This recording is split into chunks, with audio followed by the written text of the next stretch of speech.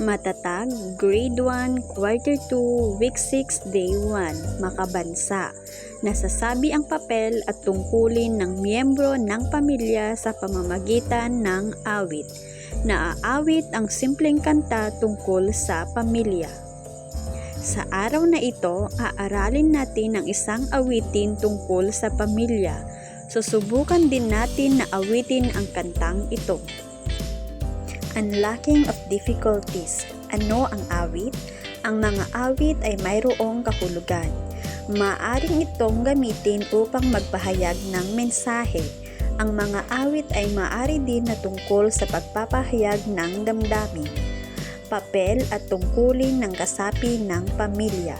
Sa araw na ito, ipapakita natin ang papel at tungkulin ng miyembro ng pamilya sa pamamagitan ng maikling dula-dulaan. Unlocking of difficulties. Ano ang dula o drama? Ang dula o drama ay pamamaraan upang maipakita sa harap ng madla o manonood ang isang totoo o katang-isip lamang na pangyayari. Papel at tungkulin ng kasapi ng pamilya. Para sa guro, maaaring magbigay ng mga larawan ang guro na magiging gabay ng mag-aaral sa kanilang dula-dulaan. Larawan ng lolo na binabasahan ng libro ang apo. Larawan ng lola na nagluluto para sa mga apo. Larawan ng nanay na nag-aalaga sa may sakit na anak. Larawan ng tatay na naghahatid sa anak sa paaralan. Presentasyon ng dula-dulaan. Sagutin ang mga tanong. Sino-sino ang mga kasapi ng pamilya na nakita sa pagtatanghal? Ano-ano ang mga tungkulin na ipinakita sa pagtatanghal? Ano ang inyong naramdaman matapos ang gawain? Ano ang mga natutunan ninyo sa pagtatanghal ng inyong mga kaklase?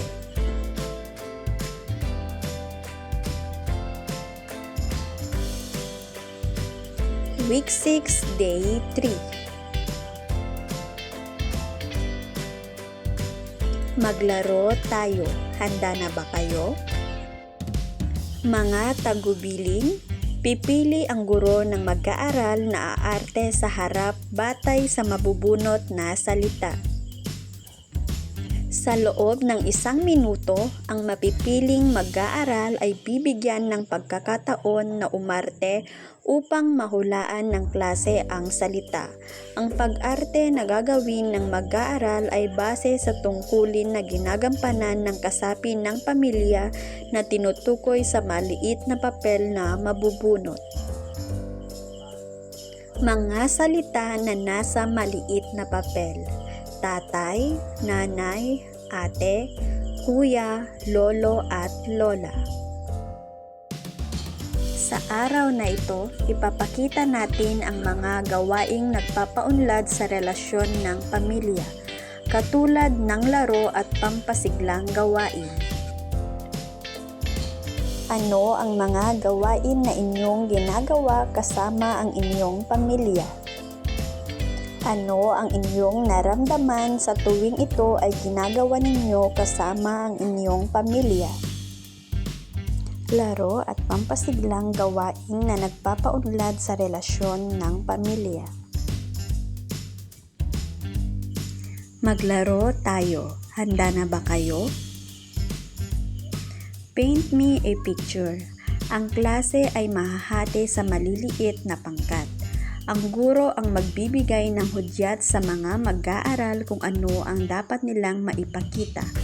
Bilang isang grupo, ang mga mag-aaral ay aarte na parang arawan na nagpapakita ng pangyayari na binanggit ng guro. Maaaring bigyan ng ilang segundo ang mga mag-aaral para buuin ang kanilang larawan. Iikot ang guro sa larawan ng bawat grupo upang kilatisin ang ipinakitang larawan ng grupo. Halimbawa ng mga pangyayari na sasabihin ng guro: pagkain ng sabay-sabay ng pamilya, paglalaro sa parke ng pamilya, sabay-sabay na paglilinis ng bahay, panonood ng telebisyon ng magkakasama. Maglaro ulit tayo. Handa na ba kayo? Pass the ball. Ang klase ay tatayo sa paligid ng silid. Ang guro ay magpapatugtog ng isang awitin. Magpapasahan ng bola ang mga mag-aaral, ngunit bawal ito ipasa sa mag-aaral na nasa kanan o kaliwa nila. Hindi rin maaring ipasa ang bola sa mga mag-aaral na nagkakaroon na ng pagkakataon mahawakan ang bola. Lahat ng mag-aaral ay dapat makahawak sa bola hanggang sa matapos ang tugtugin. Oorasan ng guro ang buong laro.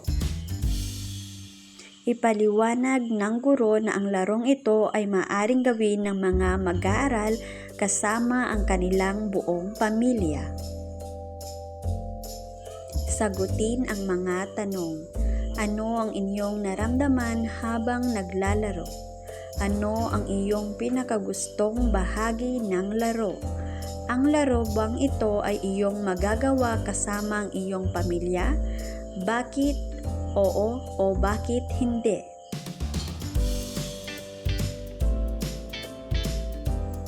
Week 6, Day 4. Sa araw na ito, tayo ay lalahok sa mga gawain na nagpapakita ng papel at tungkulin na ginagampanan bilang kasapi ng pamilya sa pamamagitan ng iba't ibang kilos locomotor. Unlocking of difficulties. Ano ang locomotor na kilos? Ang locomotor na kilos ay ang uri ng kilos kung saan ang kilos ng katawan ay nagbabago ng lugar o direksyon. Papel at tungkuling ginagampanan bilang kasapi ng pamilya sa pamamagitan ng iba't ibang kilos locomotor. Maglaro tayo. Handa na ba kayo? Mga alituntunin tungkol sa gawain.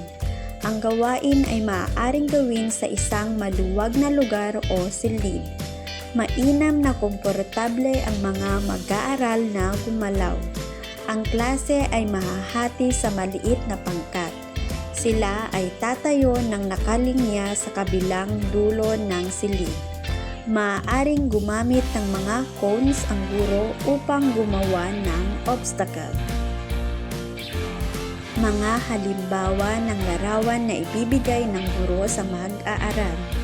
Larawan ni Lolo, larawan ni Lola, larawan ng sanggol o bunsong kapatid, larawan ng mahiyain na dalaga, larawan ni tatay, larawan ni nanay na maraming pinamili sa palengke, larawan ng mga bata na naglalaro. Sagutin ang mga tanong. Ano ang kilos na pinakamadaling gawin? Anong kilos ang pinakamahirap na gawin? Ano ang napansin sa unang subok sa gawain? Ano ang napansin sa pangalawang subok na gawain? Ipaliwanag ng guro sa mga mag-aaral ang sumusunod. Ang bawat kasapi ng pamilya ay may kalakasan at kahinaan. Ang pagkakaiba ng iba't ibang kasapi ng pamilya ay nakakatulong upang magawa ang isang gawain.